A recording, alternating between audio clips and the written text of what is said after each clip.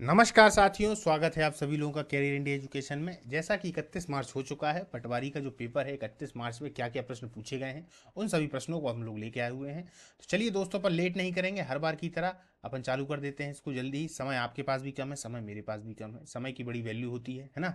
चलिए अपन चालू करते हैं। हाँ, इसका यदि पीडीएफ आपको प्राप्त करना हो तो टेलीग्राम से जुड़ना बिल्कुल भी ना भूलें, डिस्क्रिप्शन बॉक्स में उसका लिंक आपको मिल जाएगा। चलिए चालू करते हैं। दतिया का किला किस शैली में बना हुआ है? पहला प्रश्न ये था। तो राजपूत मुगल मिश्रित क्या थी? राजपूत मुगल मिश्रित। अब आप लोग याद रखिएगा, जो भी किले माध्यमिक काल से संबंधित हैं या मीडिएवल हिस्ट्री से संबंधित हैं, वो सभी अधिकतम देखा जाए तो राजपूत और जो मुगल होंगे या राजपूत अरब होंगे, एक तरीके से देखा जाए तो ये आपस में मिलते, मतलब एक तरीके से इस शैली में अधिकतम होंगे। यदि आपको नहीं आता है तब, और व्यक्तिगत आपको सभी मंदिरों की जानकारी है, किलों की जानकारी है, और वही प्रश्न अगर आ चुका है तो आप लोग कर ही सकते हैं। जब नहीं होगी तब मैं एक बता रहा हूँ, इसके लिए अपना दिमाग आप लगा सकते हैं कि यदि मिडिवल से संबंधित है तो फिर वो राजपूत मुगल मिश्रित से ही होता है। यह दतिया शहर के पश्चिमी किनारे पर एक अलग चट्टान पर स्थित है। ठीक है। यह राजपूत वास्तुकला के साथ मुगल वास्तुकला का प्रतिनिधित्व करता है। यह राजा वीर सिंह देव के द्वारा निर्मित सभी 52 महलों में से सबसे बड़ा और सबसे प्रसिद्ध है। इसे आसानी से दूर से देखा भी जा सकता है। पीताम्बरा पीठ माता का मंदिर भी दतिया जिले में स्थित है। और क्या क्या है दोस्तों दतिया जिले में? सोनागिर है ना। ये जैनों के मंदिर हैं दोस्तों, सोनागिर। इससे प्रश्न आ चुका है। पीताम्बरा माता से पहले ही प्रश्न आया था। घूमा देवी से प्रश्न आ चुका है। घूमा देवी से प्रश्न आ चुका है। ये सभी प्रश्न कहाँ से आए हुए हैं दोस्तों? तो दतिया से आए हैं। सबसे पहले अगर देखा जाए तो एक और आया था, सतखंडा महल। कौन सा महल? सतखंडा महल। तो ये सतखंडा महल जो है दोस्तों, वह भी दतिया में है। सतखंडा महल से 2 बार प्रश्न आया हुआ। एक तो पहला सतखंडा महल है कहाँ, दूसरा आया था कि सतखंडा महल किस पर खड़ा हुआ है, इसकी क्या विशेषता है दोस्तों। इस प्रकार से प्रश्न आया था। तो याद रखिए, दतिया पे भी प्रश्न बार बार आ रहे हैं। मध्य प्रदेश का सबसे दक्षिणतम जिला कौन सा है? तो बुरहानपुर है दोस्तों। अभी एक दिन सबसे उत्तर का जिला पूछा था, तो सबसे उत्तर का जिला कौन सा है दोस्तों? यहाँ भिंड है। पश्चिम का जिला कौन सा? अलीराजपुर है। और पूर्वी का जिला कौन सा है? तो सिंगरौली है। मांडू के जहाज महल का निर्माण कब किया गया? ये दोस्तों जहाज है, याद रखिएगा। जहाज महल का निर्माण मांडू से भी लगातार प्रश्न आ रहे हैं दोस्तों। मांडू के किले, तो यदि आप लोगों को किले वाला चैप्टर चाहिए है तो आप लोग जाइएगा प्लेलिस्ट में, और प्लेलिस्ट में देखिएगा पटवारी 2023 एनालिसिस। तो जिससे ही उसमें आप जाएंगे तो उसमें जो जो महत्वपूर्ण चीज़ें आ रही हैं, जिस जिस टॉपिक पर प्रश्न आ रहे हैं, उस टॉपिक की सेपरेट क्लासें ले ली गई हैं। और ज़्यादा बड़ी क्लासें नहीं है, 10 से 15 मिनट की क्लास है, उनको आप लोग देखेंगे तो आपके जो नंबर हैं वो निश्चित तौर पर इंक्रीज होंगे। 10 से 15 मिनट की वीडियो है दोस्तों, बस ज़्यादा नहीं है, क्योंकि फास्ट रिवीजन है, तुरंत देख लेंगे आपका रिवीजन हो जाएगा। ठीक है। तो कब बना है? 1469 से 1500 के बीच में ये महल बना हुआ है। ठीक है। अब थोड़ा और देखते हैं। इस महल का निर्माण सन 1469 से 1500 के बीच गयासुद्दीन के द्वारा करवाया गया था। किसके द्वारा करवाया गया था? गयासुद्दीन के द्वारा।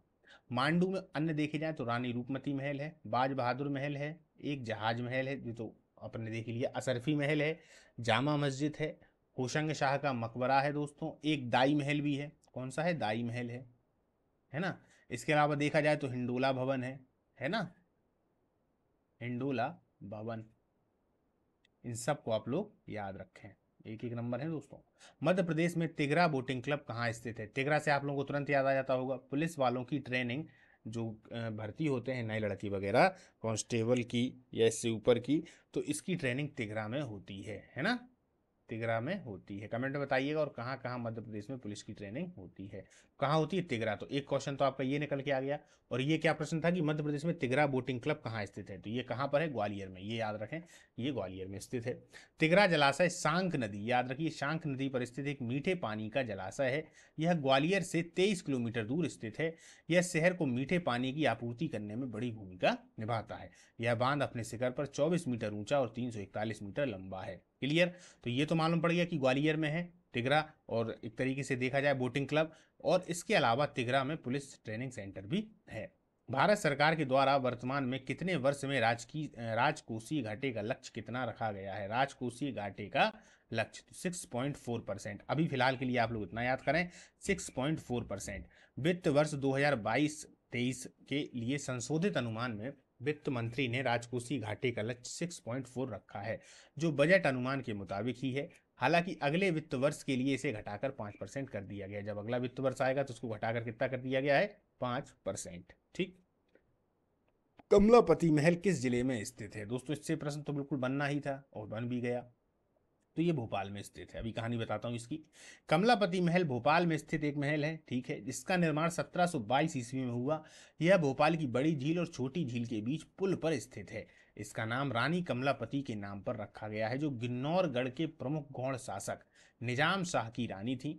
राजमहल को भारतीय महत्व के स्मारक के रूप में नामित किया गया है। भोपाल के हबीबगंज रेलवे स्टेशन का नाम बदलकर रानी कमलापति कर दिया गया है। यदि आप लोग अब भोपाल जाएंगे तो जो हबीबगंज रेलवे स्टेशन था उसका नाम क्या है, कमलापति। नाम ही नहीं, पूरी शक्ल ही बदल दी है। आप देखेंगे तो आप कहेंगे कितना आधुनिक स्टेशन है, बहुत गजब का उसको बनाया हुआ है ना।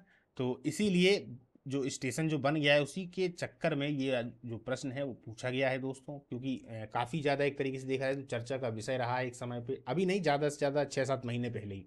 इसीलिए इससे रिलेटेड उन्होंने प्रश्न दिया है और उसके इतिहास से रिलेटेड और दे दिया कि कमलापति महल किस जिले में स्थित है, ठीक है। इनमें से कौन सी 600 मेगावाट की बिजली परियोजना है, तो दोस्तों जो ऑप्शन थे उसमें संत सिंगाजी ताप विद्युत ग्रह, ठीक है।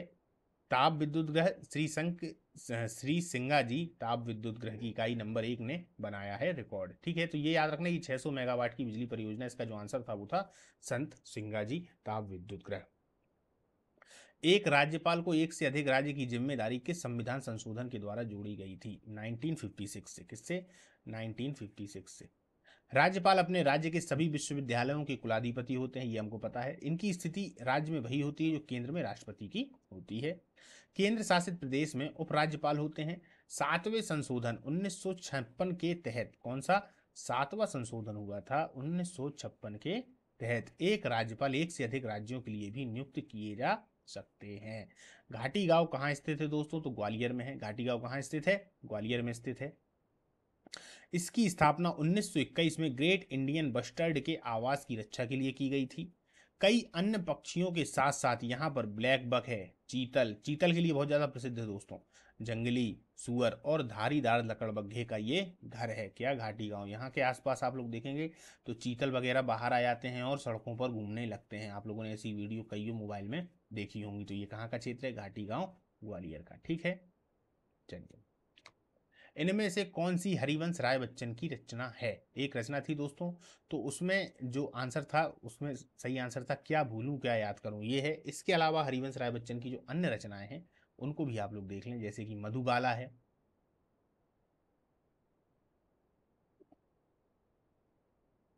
मधु कलश है, शतरंगिनी है और मधुशाला नीड का सहारा। एक और है दोस्तों खाली मधुशाला के नाम से, जिसके चक्कर में वो सबसे ज्यादा प्रसिद्ध हुए हैं, मधुशाला, ठीक है। मधु मधु नाम से याद रखेंगे आप लोग।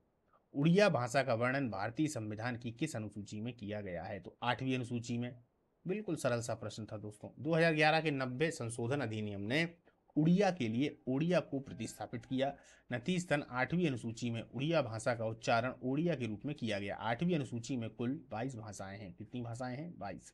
इनमें से कौन सी तुलसीदास जी की रचना नहीं है, देखिए आ गया ना प्रश्न। अपन ने कल ही इसकी क्लास ली थी, कल इसकी क्लास ली थी कि नहीं ली थी, पूरे कवियों को अपन ने एक जगह है, आप लोग जाइएगा प्लेलिस्ट में देखिएगा, 40 मिनट का वो पूरी क्लास है।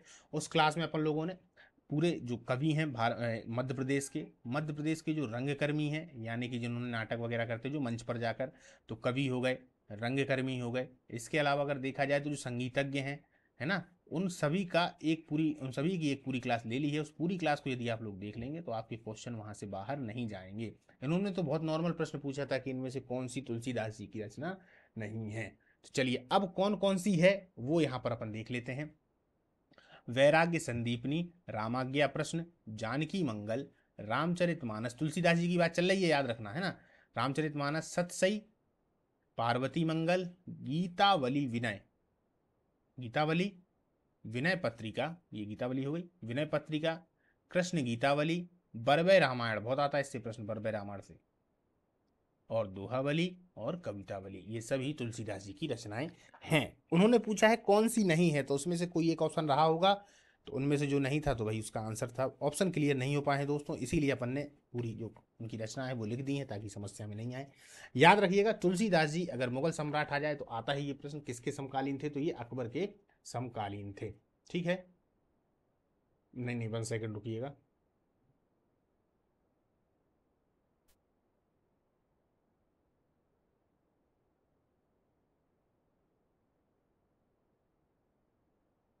चलिए आगे चलते हैं। गुप्त काल में सबसे ज्यादा शिलालेख किसके प्राप्त हुए हैं? तो कुमार गुप्त के कितने शिलालेख हैं दोस्तों? 18 शिलालेख हैं। ये प्रश्न आया था, 18 शिलालेख हैं। कुमारगुप्त प्रथम के अब तक 18 शिलालेख प्राप्त हुए हैं। इतने अधिक शिलालेख किसी भी अन्य गुप्त शासक के नहीं मिलते। आप लोगों ने सुन रखा होगा बिलसठ अभिलेख, है ना? ये सब अभिलेख जो थे वो किसके हैं? कुमारगुप्त के।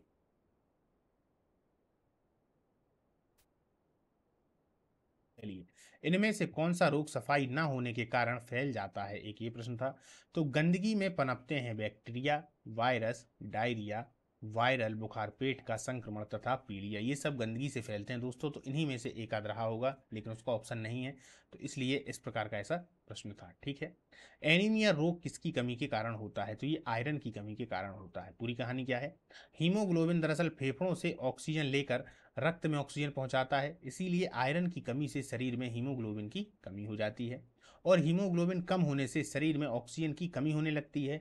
इसकी वजह से कमजोरी और थकान महसूस होती है। इसी स्थिति को हम एनीमिया कहते हैं। तब B12 एनीमिया का उपचार किया जाता है, विटामिन B12 से। ठीक है, या B12 से। जैविक खाद की परिभाषा पूछी गई थी दोस्तों। तो जैविक उर्वरक उन उर्वरकों को कहते हैं जो जंतुओं या वनस्पतियों से प्राप्त होते हैं, जैसे खाद, कंपोस्ट आदि। प्राकृतिक रूप से पाए जाने वाले जैविक उर्वरक के उदाहरणों में बर्मी खाद, समुद्री शैवाल आदि शामिल होते हैं। ठीक है। अपने देश की मुद्रा का मूल्य दूसरे देश की तुलना में कम करना क्या कहलाता है? तो यही है मुद्रा अवमूल्यन। क्या है? मुद्रा अवमूल्यन। जब किसी देश के द्वारा मुद्रा की विनिमय दर अन्य देश की मुद्राओं से कम कर दिया जाए ताकि निवेश को बढ़ावा मिल सके, तो उसे ही अवमूल्यन कहते हैं। भारत सरकार के द्वारा 1949, 1966 और 1991 में भारतीय रुपए का अवमूल्यन किया गया था। इंपॉर्टेंट प्रश्न है दोस्तों, याद रखिएगा। ये आता है, यदि अर्थशास्त्र से प्रश्न आते हैं तो इन्हीं प्रश्नों की आने की संभावना होती है। हिंदी में प्रश्न पूछे गए हैं तो इनमें देख लेते हैं। वर्णमाला से प्रश्न आया था दोस्तों। अलंकारों की एक परिभाषा आई थी। कंठ तालव्य की परिभाषा थी। जीभ से बोले जाने वाले वर्ण कौन से हैं? धर्मवीर भारती की रचना कौन सी है? एक ये प्रश्न था दोस्तों। तत्सम से प्रश्न थे। उत्प्रेक्षा अलंकार से प्रश्न है। एक खालिस्तान वगैरह था, मतलब ऐसा पूरा उन्होंने लिख दिया कि इस खालिस्तान में क्या आएगा, तो एक ये प्रश्न था। शुद्ध अशुद्ध वाक्य से 3 प्रश्न आ रहे हैं दोस्तों। ये तो प्रत्येक परीक्षाओं में ही आ रहे हैं। और विलोम से प्रश्न था, विलोम से प्रश्न था। इस प्रकार से हिंदी में प्रश्न पूछे गए, यानी हिंदी के टॉपिक को देखें तो वो उसी के तरीके से चल रहा है। बस कुछ प्रश्न ज़्यादा आ जाते हैं, कभी कुछ कम आ जाते हैं। इस तरीके से हिंदी में चल रहा है। प्रबंधन में भी दोस्तों उसी तरीके से प्रश्न है। विपणन से प्रश्न था, लेखांकन से प्रश्न है, मार्केटिंग से प्रश्न था, संगठन से प्रश्न था, मांग की पूर्ति से प्रश्न था, बैंकिंग से प्रश्न है। और दोस्तों एक जो प्रश्न है वो केस स्टडी से 2 से 3 प्रश्न आए हुए थे। केस स्टडी, केस उन्होंने दिया, उसकी स्टडी करके आप लोगों को लगाना था। कंप्यूटर में देख लिए जाए। HRAM का फुल फॉर्म ये पूछा गया था। एक्सेल से 2 प्रश्न थे। MS ऑफिस से प्रश्न थे दोस्तों। ROM का कार्य पूछा था। MS वर्ड से प्रश्न है। देखिए MS वर्ड से, MS ऑफिस से प्रत्येक में आ रहे हैं। रोम से प्रत्येक में आ रहे हैं। विंडो से प्रश्न था। सॉफ्टवेयर कौन सा है, इस तरीके से एक प्रश्न था। और इनपुट आउटपुट से एक प्रश्न था। चलिए दोस्तों, आज की जो अपनी ये क्लास है, आज का जो एनालिसिस है, इसको हम समाप्त करते हैं। मिलते हैं अगली डेट के एनालिसिस पर। टेलीग्राम से जुड़ जाएं, आप लोगों को PDF इसकी क्लास खत्म होते ही मिल जाएगी।